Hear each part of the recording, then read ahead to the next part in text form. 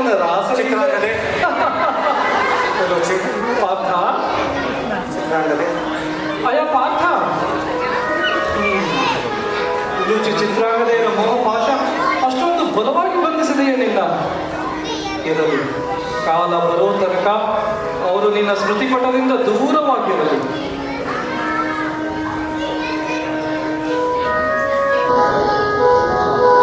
ಕೃಷ್ಣ ನೀನು? ನಾನೇ. ಅದು ಅಲ್ಲಿ ನೋಡು. ಸುಭದ್ರ,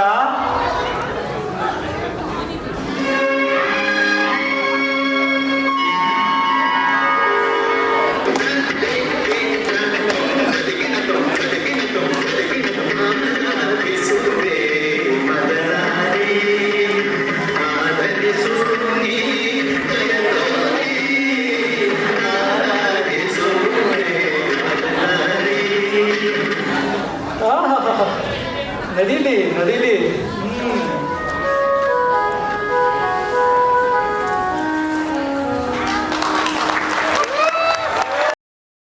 ಎಚ್ಚರಿಕೆ, ಮಣಿಪುರದ ಮಹಾಮಂತ್ರಿಗಳು ಬರುತ್ತಿದ್ದಾರೆ.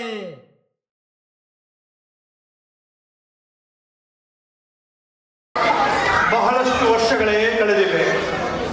ಕುರುಕ್ಷೇತ್ರದ ಯುದ್ಧವು ಮುಗಿದಿದೆ.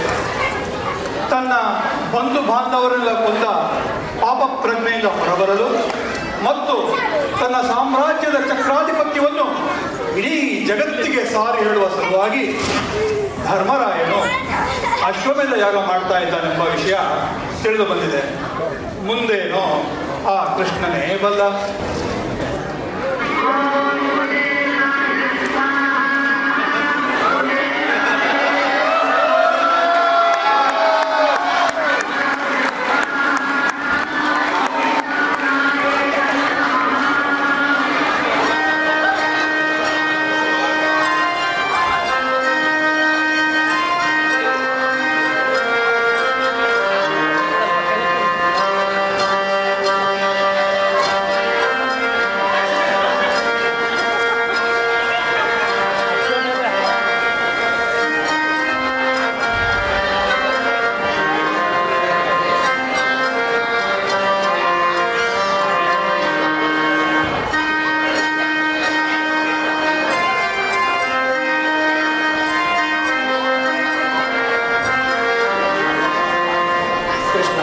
ಶಾಸ್ತ್ರೋಕ್ತವಾಗಿ ನಡೆಯಬೇಕಾದ ಹೋಮ ಹವನಗಳೆಲ್ಲರೂ ದಿನದೆಯಿಂದ ನಿರ್ವಿಘ್ನವಾಗಿ ನಡೆಯಲಿದೆ.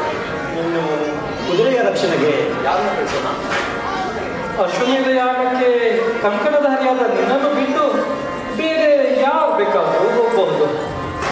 ಹಾಗಾದರೆ ಯಾರನ್ನು ಕಳಿಸೋಣ?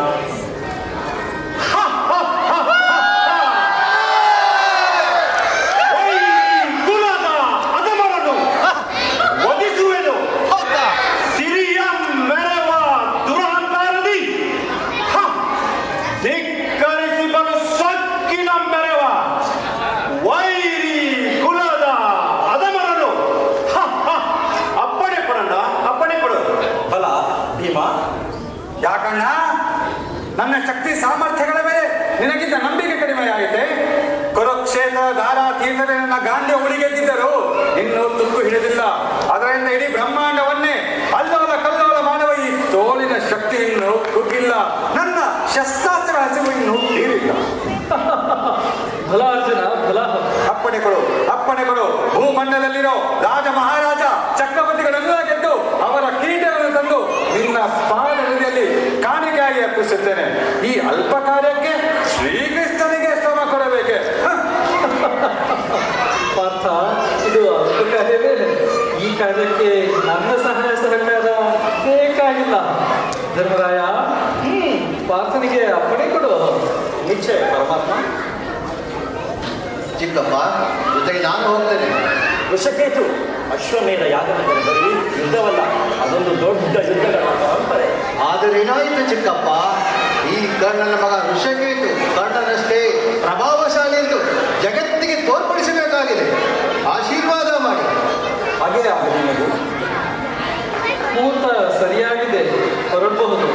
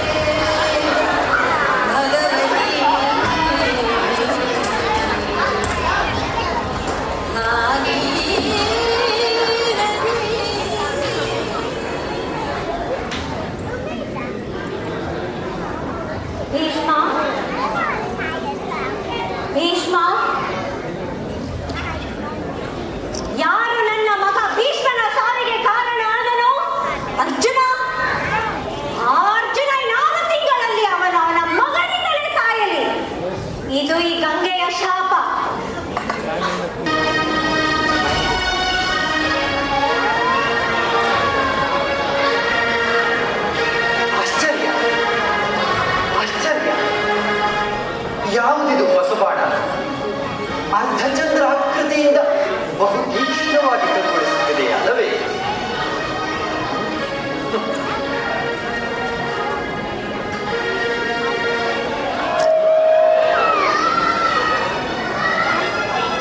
ಜಯವಾಗಿ ಮಹಾಪ್ರಭು. ಓಹೋ, ಬನ್ನಿ ಮಂತ್ರಿಗಳೇ, ದಯಮಾಡಿಸಿ. ಒಂದು ವಿಷಯವನ್ನು ತಮ್ಮಲ್ಲಿ ಅರಿಕೆ ಮಾಡಿಕೊಳ್ಳಬೇಕಾಗಿತ್ತು. ಹೇಳಿ, ದಯವಿಟ್ಟು ಹೇಳಿ. ಮಧ್ಯಮ ಪಾಂಡವನಾದ ಅರ್ಜುನ ಈಗ ನಮ್ಮ ರಾಜಧಾನಿಯ ಹೊರಭಾಗದಲ್ಲಿ ಬಂದು ಬಿಡಾರ ಹೂಡಿದ್ದಾನೆ. ಓಹೋ, ಧರ್ಮರಾಯ ಅಶ್ವಮೇಧ ಯಾಗ ಮಾಡ್ತಿರೋ ವಿಷಯ ತಮಗೆ ಗೊತ್ತಿದೆ ಅಷ್ಟೇ. ಹೌದು ಹೌದು. ಆ ಅಶ್ವಮೇಧದ ಕುದುರೆ ಈಗ ನಮ್ಮ ರಾಜಧಾನಿಯ ಹೊರಭಾಗದಲ್ಲಿ ಬಂದು ನಿಂತಿದೆ. ಬನ್ನಿ, ಯಜ್ಞಾಶ್ವ ಹೇಗಿದೆ, ಯಜ್ಞಾಶ್ವ ಎಲ್ಲಿದೆ ಎಂದು ನೋಡೋಣವೇ? ಹೀಗೆ ಬನ್ನಿ.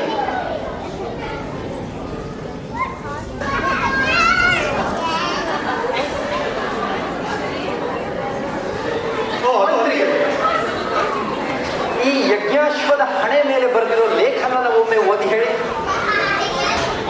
ಕುರುವಂಶ ಕುಲೋದ್ಭವನಾದ ಯುಧಿಷ್ಠಿರ ಚಕ್ರವರ್ತಿಯ ಅಶ್ವಮೇಧದ ಕುದುರೆ ಇದು.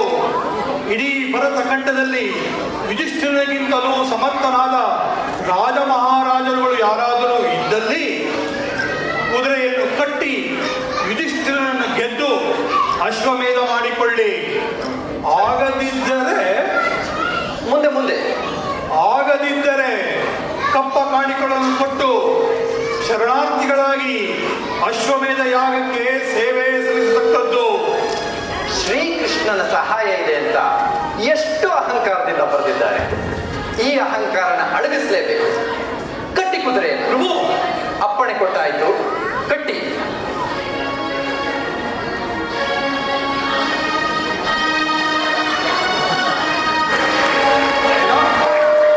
ಮಣಿಪುರದ ಬಬ್ರುವಾಹನ ನಮ್ಮ ಯಜ್ಞಾಸ್ತ್ರವನ್ನು ಕಟ್ಟಿ ಹಾಕಿದ್ದಾನೆ. ನಾವುಗಳು ಯಾರು ಅಂತ ಅವನಿಗೆ ತಿಳಿದಿರಲಾರದು. ನೀವು ಈಗಲೇ ಹೋಗಿ ಅವನಿಗೆ ನಮ್ಮ ವಿಷಯವನ್ನು ತಿಳಿಸಿ ಸುಮ್ಮನೆ ಯುದ್ಧ ಮಾಡಿ ಯಮನಿಗೆ ಅತಿಥಿಯಾಗದಿರಲಿ. ಮಣಿಪುರ ಸಿಂಹಾಸನಾಧೀಶ್ವರ ಬಬ್ರುವಾಹನ ಪ್ರಭು ಪರ ಬಹುಪರ.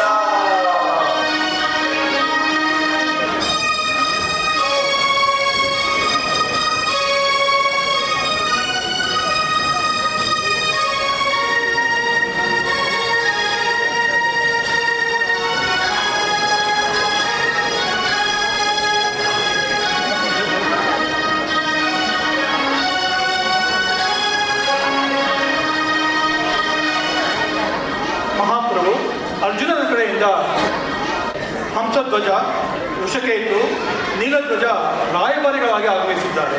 ಹೇಳಿ, ನಮ್ಮಿಂದ ಯಾವ ಸೇವೆ ಆಗಬೇಕಾಗಿದೆ? ಮಹಾಪ್ರಭು, ನಾನು ತಮಗೆ ಕಪ್ಪ ಕಾಣಿಕೆಗಳನ್ನು ಕೊಡುವಂತ ಸಾಮಂತನಾಗಿದ್ದರೂ ವಯಸ್ಸಿನಲ್ಲೂ ಅನುಭವದಲ್ಲೂ ಹಿರಿಯರ ಸಲಹೆಯನ್ನು ಸ್ವೀಕರಿಸಿದರೆ ಎಲ್ಲರಿಗೂ ಉತ್ತಮ. ಧರ್ಮರಾಯನ ಅಶ್ವಮೇಧದ ಕುದುರೆಯನ್ನು ತಮ್ಮ ಸೈನಿಕರು ಕಟ್ಟಿ ಹಾಕಿದ್ದಾರೆ. ಕಟ್ಟಿ ಅಂತ ಅಪ್ಪಣೆ ಮಾಡಿದ್ದು ನಾವೇ. ಕುದುರೆಯ ರಕ್ಷಣೆಗೆ ಬಂದಿರುವುದು 3 ಲೋಕದ ಗಂಡ ಎಂದು ಬಿರುದಾಂಕಿತನಾಗಿರುವ ಅರ್ಜುನ, ನನ್ನ ಚಿಕ್ಕಪ್ಪ. ಚಿಕ್ಕಪ್ಪ ಅಂದರೆ ತಾವು? ಯುದ್ಧದಲ್ಲಿ ತನಗೆ ಆಪತ್ತು ಬಂದಿದ್ದರು ದೊಡ್ಡ ಬಾಣವನ್ನು ಕೂಡ ತೊಡದೆ ಹೋರಾಡಿ ಮಡಿದ ಧೀರಕರ್ಣನ ಮಗ ಋಷಕೇತು. ಬರೀ ಧೀರನಲ್ಲ, ದಾನಶೂರ ಕರ್ಣ. ಅಂತಹವನ ಮಗನಾದ ನೀನು ಹೀಗೆ ಹೊಗಳು ಭಟ್ಟನಾಗಬಾರದು. ಶ್ರೀಕೃಷ್ಣನನ್ನು ಬಿಟ್ಟು ಬಂದಿರುವ ನಿಮ್ಮ ಚಿಕ್ಕಪ್ಪ ನನಗೆ ಚಿಕ್ಕ ಅಪ್ಪನೇ ಹೊರತು ಇಲ್ಲಾರಿಗೂ ದೊಡ್ಡ ಅಪ್ಪನಲ್ಲ. ಅಂದರೆ ತಾವು ಹೋರಾಟಕ್ಕೆ ಸಿದ್ಧ ಎಂದರ್ಥವೇ? ಏಕೆ ಸಂದೇಹವೇ? ಯುದ್ಧ ಅಂದರೆ ವೀರರಿಗೆ ಹಬ್ಬವೇ ಹೊರತು ಭಯ ಅಲ್ಲ. ನನ್ನ ಅಭಿಪ್ರಾಯದಲ್ಲಿ ಕುದುರೆಯನ್ನು ಬಿಟ್ಟು ಶರಣಾಗತರಾಗೋದು. ಆಹಾ, ಶರಣಾಗತಿ ಠೇಂಕರಿಸಿ ಬಿಲ್ಲನ್ನು ಹೆದೆಯೇರಿಸದೆ ಸುಮ್ಮನೆ ತಲೆ ತಗ್ಗಿಸಿ ಶರಣಾಗತರಾಗೋದು ಕ್ಷಾತ್ರ ಧರ್ಮಕ್ಕೆ ಅವಮಾನ. ವೀರ ಕ್ಷತ್ರಿಯರ ಗರ್ಭದಲ್ಲಿ ಜನಿಸಿರುವ ಈ ದೇಹದಲ್ಲಿ ಹರಿಯುತ್ತಾ ಇರುವುದು ಉಜ್ವಲವಾದ ಕ್ಷಾತ್ರ ರಕ್ತ, ಕೊಳಕು ನೀರಲ್ಲ. ಕುದುರೆ ಕಟ್ಟಾಯಿತು, ಹೋರಾಡುತ್ತೇವೆ. ಬಲವಿದ್ದರೆ ಜಯ,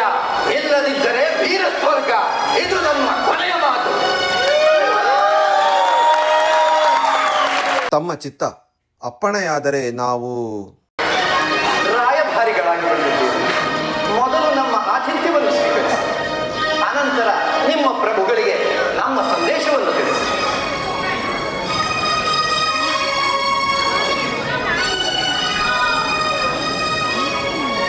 ಮಂತ್ರಿಗಳೇ, ಮಹಾಪ್ರಭು, ಸೈನ್ಯನ ಸಿದ್ಧಪಡಿಸಿ. ಯಾವುದಕ್ಕೂ ಮಾತೃಶ್ರೀಯರಿಗೆ ಒಂದು ಮಾತು ಹೇಳೋದು ಒಳ್ಳೆಯದು ಅನ್ಸುತ್ತೆ. ಹೌದು, ನಾವೇ ಹೋಗಿ ತಾಯಿಯವರ ಆಶೀರ್ವಾದ ಪಡೆದು ಬನ್ನಿ, ಹೋಗೋಣ. ನಮ್ಮ ಚಿತ್ತ.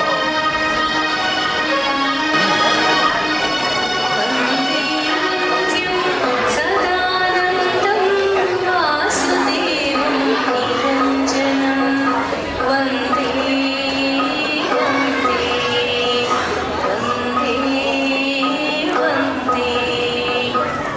ಅಮ್ಮ, ಅಮ್ಮ,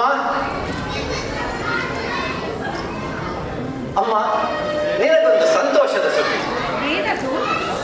ಸಕಲ ಶಸ್ತ್ರಾಸ್ತ್ರಗಳ ಪಾಂಡಿತ್ಯ ಪಡೆದ ಈ ನಿನ್ನ ಮಗನ ಪರಾಕ್ರಮದ ಪರೀಕ್ಷೆ.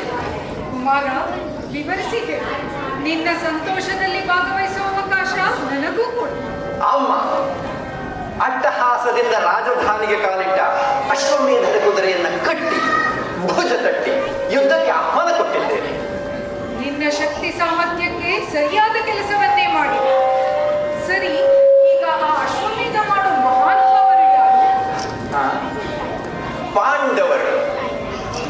ಪಾಂಡವರು ಕುದುರೆ ರಕ್ಷಣೆಗೆ ಯಾರು ಬಂದಿದ್ದಾರೆ?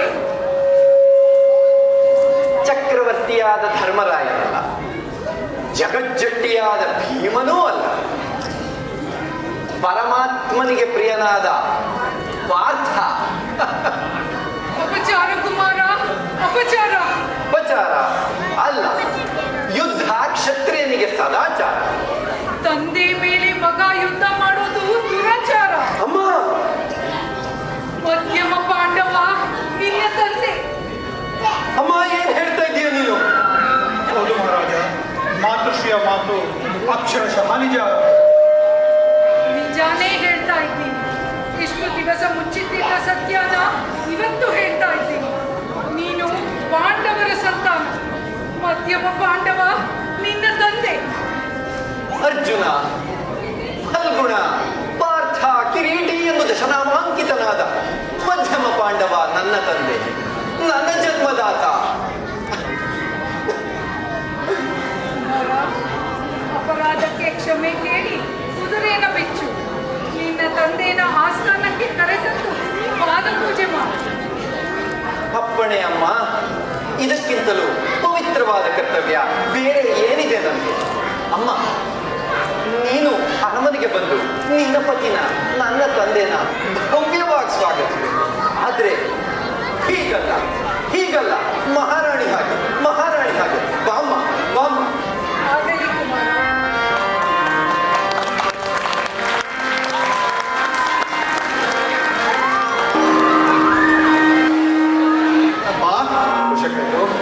ಒಬ್ಬರು ಪರಿವಾರ ಸಮೇತರಾಗಿ ತಮ್ಮ ದರ್ಶನಕ್ಕೆ ಬರ್ತಾ ಇದ್ದಾರೆ.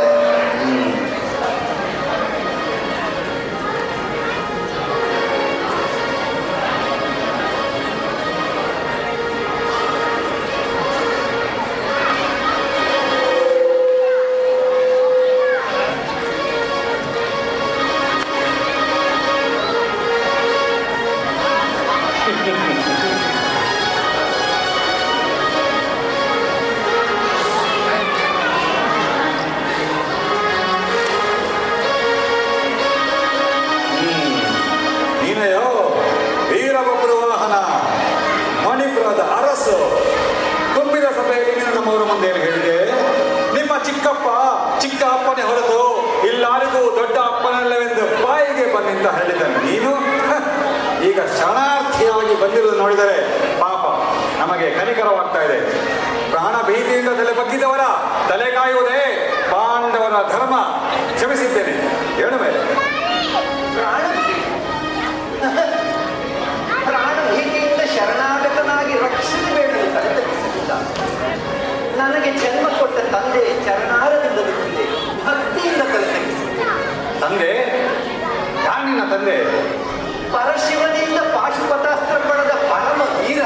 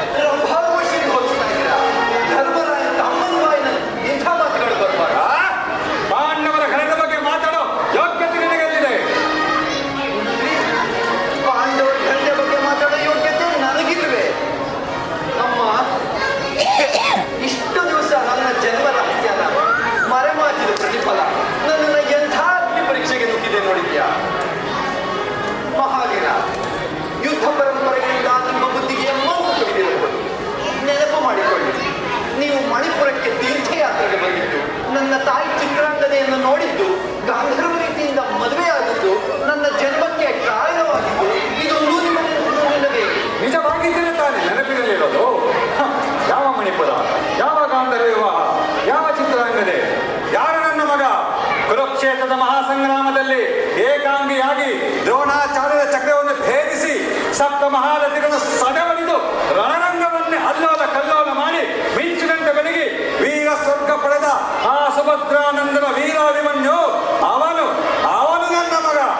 ಮೊದಲೇ ನಾನು ನಿಮ್ಮ ಮಗನೆಂಬ ಸತ್ಯ ತಿಳಿದಿದ್ದರೆ ಕುರುಕ್ಷೇತ್ರದಲ್ಲಿ ವೀರ ಸ್ವರ್ಗವನ್ನು ಸೇರುತ್ತಿದ್ದುದು ಆ ನಿಮ್ಮ ಮಗ ಅಭಿಮನ್ಯುವಲ್ಲ, ಈ ನಿಮ್ಮ ಮಗ ಬಬ್ರುವಾಹನ. ಇಲ್ಲದಿದ್ದರೆ 18 ದಿವಸಗಳಲ್ಲಿ ನಡೆದ ಆ ಮಹಾಯುದ್ಧವನ್ನು ಕೇವಲ 8 ದಿವಸಗಳಲ್ಲಿ ಮುಗಿಸಿ ಪಾಂಡವರ ಕೀರ್ತಿನ ಬೆಳೆಸ್ತಾ ಇದ್ದ ಈ ನಿಮ್ಮ ಮಗ. ಮಾತಿಗೂ ನನ್ನ ಮಗ ಅಂತ ಯಾಕೆ ತಗೊಳ್ತೀಯ? ಹೋಗಿ ನಿನ್ನ ತಾಯಿನ ಕೇಳು, ನಿನ್ನ ಜನ್ಮಕ್ಕೆ ಕಾರಣಾದ ನಿಮ್ಮಪ್ಪ ಯಾರು ಅಂತ. ಈ ಮಾತನ್ನು ಬೇರೆ ಯಾರಾದ್ರೂ ಆಡಿದ್ರೆ ಅವರ ಹೃದಯನ ಬಗೆದು ರಣಚಂಡಿಗೆ ಹೊಟ್ಟನ್ನು ನೀಡ್ತಾ ಇದ್ದೆ.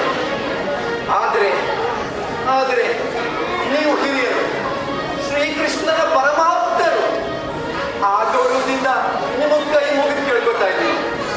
ನಮ್ಮ ತಾಯಿ ಅಗ್ನಿಯಷ್ಟೇ ಪವಿತ್ರಳು. ನಿಮ್ಮ ದರ್ಶನಕ್ಕಾಗಿ ತನ್ನ ಸುಖ ಸಂತೋಷಗಳನ್ನೆಲ್ಲ ತ್ಯಾಗ ಮಾಡಿ ಸನ್ಯಾಸಿನಿಯಂತೆ ಹಗಲು ರಾತ್ರಿ ನಿಮ್ಮ ಧ್ಯಾನದಲ್ಲಿರೋ ಆ ಪವಿತ್ರ ಮೂರ್ತಿಗೆ ಕೆಟ್ಟ ಹೆಸರಿಡಬೇಡಿ. ಅವಳ ಶೀಲಕ್ಕೆ ಕಳಂಕ ಹಚ್ಚಬೇಡಿ. ದಯಮಾಡಿ ನಿಮ್ಮ ದರ್ಶನ ಭಾಗ್ಯನ ನಮಗೆ ಕರುಣಿಸಿ ನಮ್ಮನ್ನು ಕೃತಾರ್ಥರನ್ನಾಗಿ ಮಾಡಿ. ದೂರ ಸರಿ. ನಿನ್ನ ಅಪವಿತ್ರವಾದ ಕೈಗಳಿಂದ ನಮ್ಮನ್ನು ಮುಟ್ಟಬೇಡ. ನೀನು ನಿಜವಾಗಿಯೂ ನನ್ನ ಮಗನಾಗಿದ್ದರೆ ಕಟ್ಟಿದ ಕುದುರೆಯನ್ನು ಬಿಚ್ಚದೆ ಬೆಲ್ಲಿಗೆ ಹೆದರಿಸಿ ರಣರಂಗದಲ್ಲಿ ತಕ್ಕ ಉತ್ತರ ಕೊಡುತ್ತಿದ್ದೆ. ಈಗ ಲಜ್ಜೆಗೆಟ್ಟು ಹೇಳಿ ಅಂತ ಬಂದು ನನ್ನ ಕಾಲು ಹಿಡಿಯಬೇಕಾದರೆ ನೀನು ಜಾರಿ ಮಗನಾಗಿರಬೇಕು. ಜಾರಿಣಿಯ ಮಗ ಘೋರ್ಗರದನ್ನು ಪ್ರವಾಹವನ್ನು ಪ್ರತಿರೋಧಿಸಬಲ್ಲೆ, ಕಾಲ್ಗಿಚ್ಚನ್ನು ಕಾಲಿನಲ್ಲಿ ಮೆಟ್ಟಿ ಅಡಗಿಸಬಲ್ಲೆ, ಆ ಸಿಡಿದ ಹೊಡಿತವನ್ನು ಮುಷ್ಟಿಯಲ್ಲಿ ಹಿಡಿಯಬಲ್ಲೆ. ಆದರೆ ಈ ಮಾತೃ ನಿಂದನೆಯನ್ನು ಮಾತ್ರ ನಾ ಸಹಿಸಲಾರೆ. ಅರ್ಜುನ, ಮಲಗಿದ್ದ ಮೃತ್ಯು ದೇವತೆಯನ್ನು ಬಡಿದೆಬ್ಬಿಸಿದೆ. ಮಾತೃದೇವತೆಯ ಪಾತಿವ್ಯತ್ಯಕ್ಕೆ ಮಸಿ ಹಚ್ಚಿ ನಿನ್ನ ಚಿತೆಯನ್ನು ನೀನೇ ಸಿದ್ಧಪಡಿಸಿಕೊಂಡೆ. ನಿನ್ನ ರಕ್ಷಣೆಗೋಸ್ಕರ ತ್ರಿನೇತ್ರನ ಹೊರಿಗಣ್ಣೆ ತೆರೆಯಲಿ, ತ್ರಿವಿಕ್ರಮನ ಸುದರ್ಶನವೇ ಅಡ್ಡ ಬರಲಿ. ನಿನ್ನ ಸೊಕ್ಕಿನ ಮಾತುಗಳಿಗೆ ತಕ್ಕ ಉತ್ತರ ಹೇಳಿ ನಿನ್ನ ರುಂಡ ಮುಳ್ಳುಗಳನ್ನು ತುಂಡರಿಸಿ ಚೆಂಡಾಡುತ್ತಿದ್ದರೆ ನಾನು ಚಿತ್ರಾಂಗನೆಯ ಮಗ ಬಬ್ರುವಾಹನನಲ್ಲ.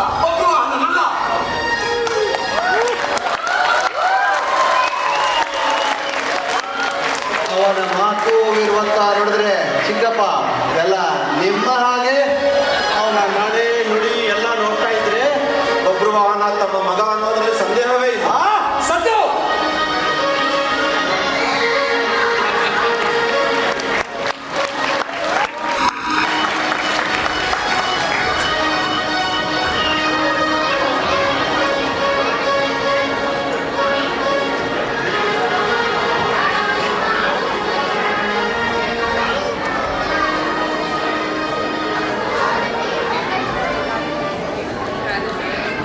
ಕುಮಾರ ಬಂದ್ಯಾ? ಬರಸಿಡಿಲು ಬಡಿದಂತೆ ಕಡು ನುಡಿಗಳೆಂದೆನ್ನ ಒಡಲ ಬಿರಿದನು ಅಯ್ಯೋ ತಡೆಯಲಾದೆ. ಅಮ್ಮ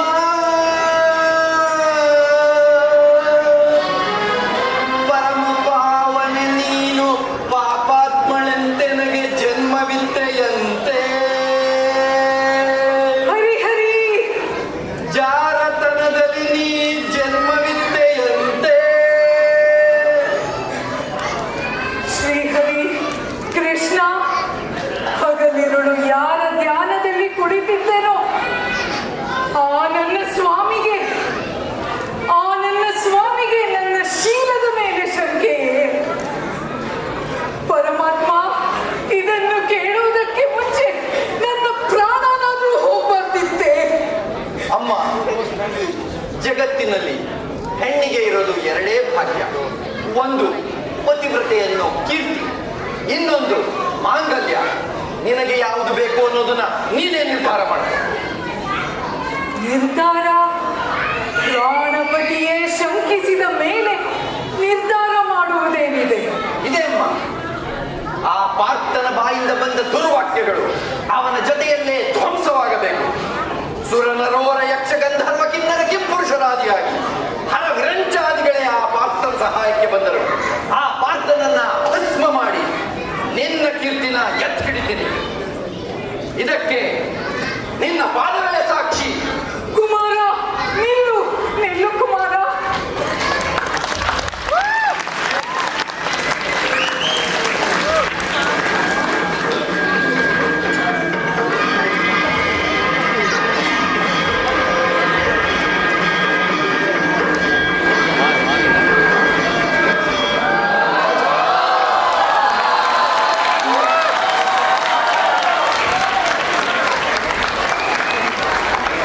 ವೃಷಕೇತು, ಹಂಸಧ್ವಜ ನೀಲಧ್ವಜಾದಿಗಳನ್ನು ಯಮಲೋಕಕ್ಕೆ ಅಟ್ಟಿದ ಈ ಬಬ್ರುವಾಹನನ ಮುಂದೆ ನೀನೇಕೆ ಬಂದೆ?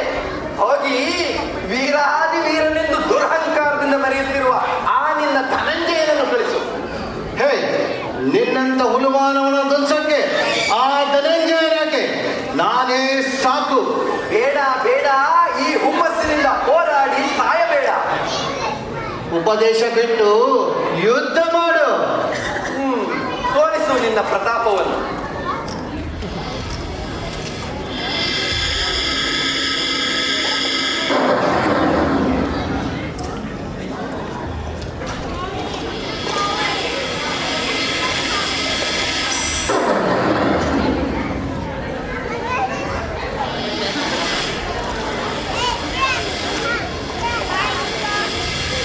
ಕೃಷ್ಣ ಮುರಾರೇ,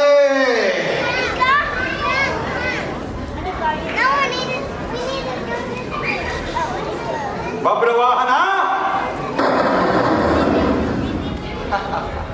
ಏನು ಪಾರ್ಥ, ಕೆಂಗಣ್ಣಿನಿಂದ ಕೆಕ್ಕರಿಸಿ ನೋಡಿ ನೀನು ನನ್ನನ್ನು ಗೆಲ್ಲಲಾರೆ. ಈಗ ಆ ಶೌರ್ಯ ನಿನ್ನಲ್ಲಿಲ್ಲ. ಪರಮ ಪತಿವ್ರತೆಯನ್ನು ನಿಂದಿಸಿದ ಮರುಕ್ಷಣವೇ ನಿನ್ನ ಪುಣ್ಯವೆಲ್ಲ ಉರಿದು ಹೋಗಿ ಪಾಪದ ಮೂಟೆ ನಿನ್ನ ಹೆಗಲು ಹೊತ್ತಿದೆ. ಮದಾಂಧ, ಅವರಿವರನ್ನು ಕೊಂದೆ ಅಹಂಕಾರದಲ್ಲಿ ಕೊಬ್ಬಿರುವ ಮೂರ್ಖ. ಸುರಲೋಕಕ್ಕೆ ಸೋಪಾನ ಕಟ್ಟಿ ಮತ್ಸ್ಯಯಂತ್ರವನ್ನು ಭೇದಿಸಿ ರಣರಂಗವನ್ನೇ ಅಲ್ಲೋಲ ಕಲ್ಲೋಲ ಮಾಡಿರುವ ಈ ಅರ್ಜುನ ಭುಜಬಲದ ಪರಾಕ್ರಮ ನಿನಗೇನು ತಿಳಿದಿದೆಯೋ? ಯಾರು ತಿಳಿಯರು ನಿನ್ನ ಭುಜಬಲದ ಪರಾಕ್ರಮ?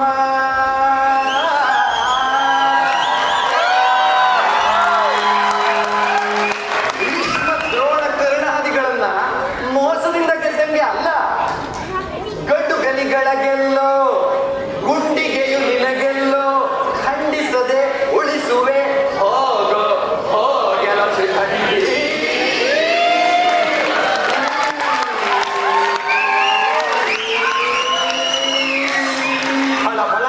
ಖಂಡಿಯನ್ನಡಿಗದಿಗೆ ನುಡಿಯಬೇಡಲೋ ಮೂಢ. ಆರ್ಭಡಿಸಿ ಬರುತ್ತಿದೆ ನೋಡು ಅಂತಕನ ಆಹ್ವಾನ. ಅಂತಕನಿಗೆ ಅಂತಕನು ಈ ಬಬ್ರುವಾಹನ. ಏ ಪಾರ್ಥ, ನನ್ನ ತಾಯಿ ಜಾರಿಣಿಯೋ ಪತಿವೃತ್ತಿಯೋ ಎಂಬ ನಿರ್ಧಾರಕ್ಕಾಗಿಯೇ ಈ ಯುದ್ಧ. ಮುಗಿಯಿತು ನಿನ್ನ ಆಯಸ್ಸು.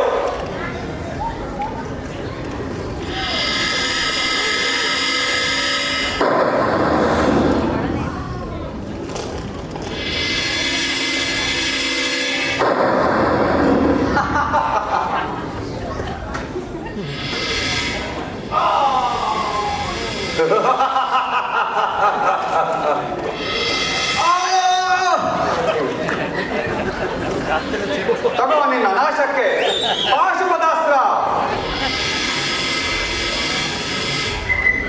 ಏಕಾಗ್ರತೆ ಇಲ್ಲದೆ ಮಂತ್ರನೇ ಜ್ಞಾಪಕ ಬರ್ತಾ ಇಲ್ವಲ್ಲ? ಯಾರ ತೇಜಸ್ಸಿನಿಂದ ನೀನು ಅಜೇನಾಗಿದ್ದೀಯೋ ಅಂತಹ ಮಹಾನುಭಾವವನ್ನ ಸಹಾಯವನ್ನೇ ಮರೆತು ಮಾತಾಡ್ತಾ ಇರೋ ನಿನಗೆ, ನಿನ್ನಂತಹ ಪಾಪಿಗೆ ಈ ಜಗತ್ತಿನಲ್ಲಿ ಸಹಾಯಕರು ಯಾರೂ ಇಲ್ಲ. ಇದ್ದಾರೆ.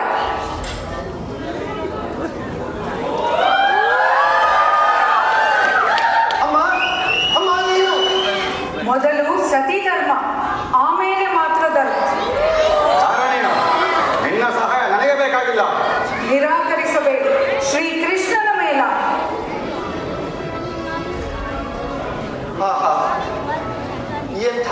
ದೃಶ್ಯವಿದು.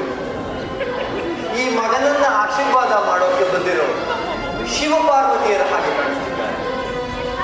ಧನ್ಯ ಬಬ್ರುವಾಹನ, ನೀನೇ ಧನ್ಯ. ಭಕ್ತಿ ಭಾವದಿಂದ ಮೈಮರೆತಿದ್ದಾನೆ. ಹೊಡೀರಿ ಬಾಣ. ಇಂಥ ಸಮಯದಲ್ಲಿ ತಾನೇ ನೀವು ಆ ಕರ್ಣನನ್ನ ಕೊಂದಿದ್ದು.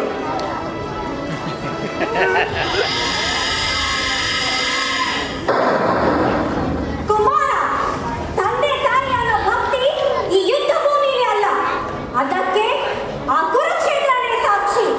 ಉಲೂಚಿ, ಏನಿದು? ಪತಿವ್ರತೆಯಾದ ನೀನು ಪತಿಗೆ ಸಾರಥಿ, ಪುತ್ರ ಪ್ರೇಮಿಯಾದ ನಾನು ಪುತ್ರನಿಗೆ ಸಾರಥಿ. ನಡೀರಿ, ಪಿತಾ ಪುತ್ರರ ನಡುವೆ ಯುದ್ಧ.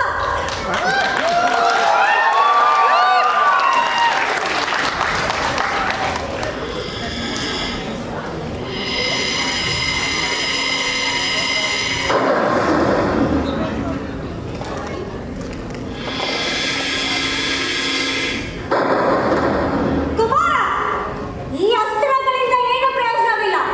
ಅದು ಕತ್ತಲಿಕೆಯಲ್ಲಿ ಇದೆಯಲ್ಲ ಹೊಸ ಅಸ್ತ್ರ, ಅದನ್ನು ಹೂಡು, ಯುದ್ಧನ ಸಮಾಪ್ತಿ ಮಾಡು. ಸರಿ ದೊಡ್ಡಮ್ಮ.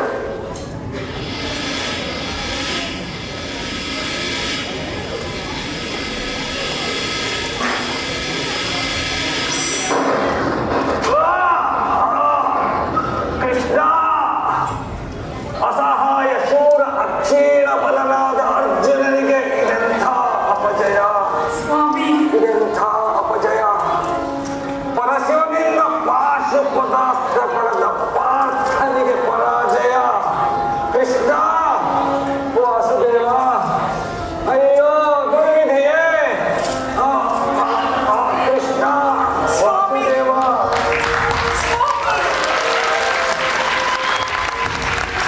ರಾಮೇಶ್ವರ, ರಾಮೇಶ್ವರ.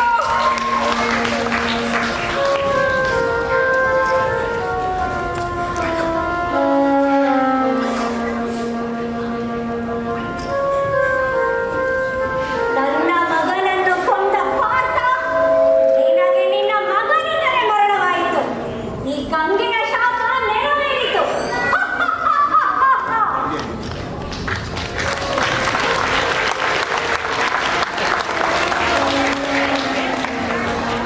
ಕುಮಾರ, ಮಗನಾಗಿ ಮಾಡಬೇಕಾಗಿರೋ ಕಡೆಯದೊಂದು ಕರ್ತವ್ಯವಿದೆ. ಪತಿಯ ಜೊತೆ ಸಂಗಮನ ಮಾಡು. ನಿನ್ನ ತಾಯಿಗೆ ನಿನ್ನ ಕೈಯಾರೆ ಬೆಂಕಿ ಹಚ್ಚು. ತಡ ಮಾಡಬೇಡ, ಚಿತೆ ಸಿದ್ಧ ಮಾಡು.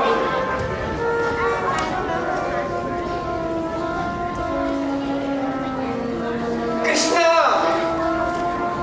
ಸಹಸ್ರಾರು ಗಂಡಾಂತರಗಳಿಂದ ಪಾಂಡವರ ರಕ್ಷಣೆ ಮಾಡಿದ ಮಹಾಪ್ರಭು ನೀನು. ಈ ಭೀಕರವಾದ ದೃಶ್ಯ ನಿನಗದೆಷ್ಟು ಆನಂದದಾಯಕವಾಗಿದೆಯೇ? ಹಾಗಾದ್ರೆ ಹಾಗಾದ್ರೆ ತಗೋ, ಈ ನನ್ನ ತಲೆಯನ್ನ ಕತ್ತರಿಸಿ ನನ್ನ ತಂದೆಯ ಪಾದಾರವಿಂದಕ್ಕೆ ಅರ್ಪಿಸ್ತೀನಿ.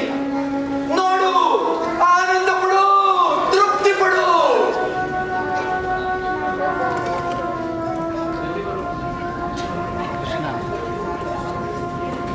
ಶಾಂತನಾಗು ಕುಮಾರ, ಶಾಂತನಾಗು. ಕೃಷ್ಣ, ಪರಮಾತ್ಮ, ಸಾವಧಾನ, ಸಾವಧಾನ. ಕೃಷ್ಣ, ಕೃಷ್ಣ, ನನ್ನ ತಾಯಂದಿರ ಮಾಂಗಲ್ಯ ನನಗೆ ತಂದೆ ಭಿಕ್ಷೆ ಕೊಡು ಪರಮಾತ್ಮ. ನೋಡುವವರ ಕಣ್ಣಿಗೆ ನಾನು ಸ್ತ್ರೀಲೋಲನಾಗಿದ್ದರೂ ಸಹ ಸರ್ವೇಂದ್ರಿಯಗಳನ್ನು ಸ್ವಾಧೀನದಲ್ಲಿಟ್ಟುಕೊಂಡು ಸದ್ಗೃಹಸ್ಥನಾಗಿದ್ದರೆ ಅರ್ಜುನನ ಪ್ರಾಣ ಪಕ್ಷಿ ಮರಳಿ ಭೂಮಿಗೆ ಬರಲೇಬೇಕು. ಉಲುಚಿ, ನಾಗಮಣಿಯಲ್ಲಿ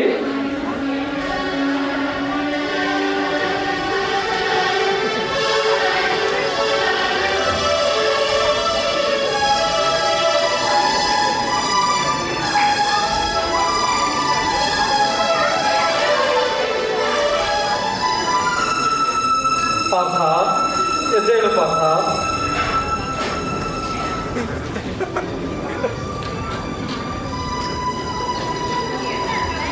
ಎಲ್ಲಿ ಎಲ್ಲಿ ಅವನೆಲ್ಲಿ? ಆ ಬಬ್ರುವಾಹನ ಕೃಷ್ಣ, ವಾಸುದೇವ.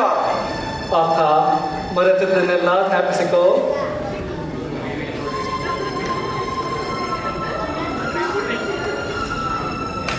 ಕುಲುಚಿ, ಚಿತ್ರಾಂಗದೆ, ಪಾರ್ಥ, ಎಲ್ಲರನ್ನೂ ಸಂತೈಸಿದ ಹಾಗೆ ನಿನ್ನ ಮಗ ಬಬ್ರುವಾಹನನನ್ನೂ ಸಂತೈಸು. ಬಬ್ರುವಾಹನ ನನ್ನ ಮಗ. ಬಬ್ರುವಾಹನ ತಂದೆ ನನ್ನ ಮಗ.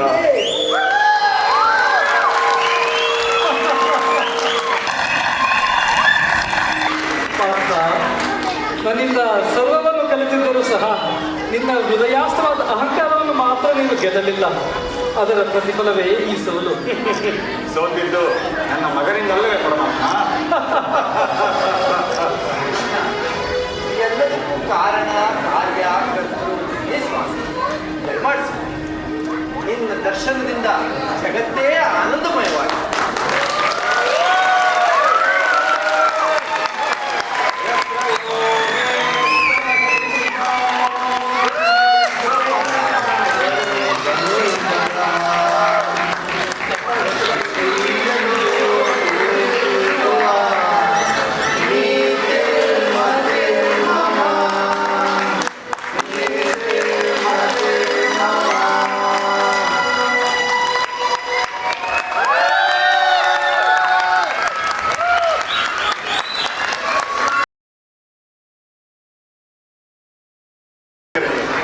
ಎಲ್ಲರಿಗೂ ಅನಂತ ಧನ್ಯವಾದಗಳು. ನಮ್ಮ ತಂಡದಿಂದ ನಮ್ಮನ್ನ ಪ್ರೋತ್ಸಾಹದಿಂದ ಚಪ್ಪಾಳೆ ತಟ್ಟಿ ಆನಂದಿಸಲಿಕ್ಕೆ ಮತ್ತೊಮ್ಮೆ ಧನ್ಯವಾದಗಳು.